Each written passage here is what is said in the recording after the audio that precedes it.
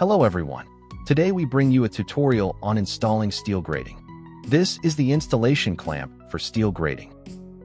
This is a bolt and nut. This is the lower clip. This is the upper clip. This is the Allen wrench required for today's installation.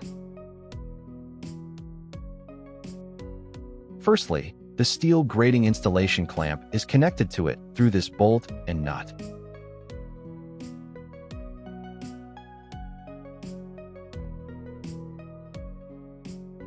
Then install the steel grating by clamping it through the mesh holes of the grating and placing it underneath.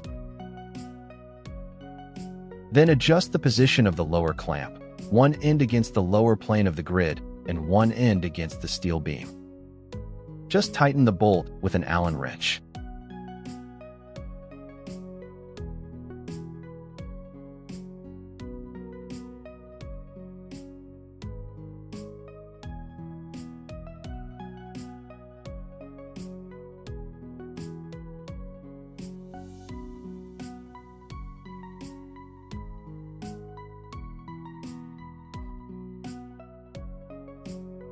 That concludes today's tutorial. Thank you for watching. Goodbye.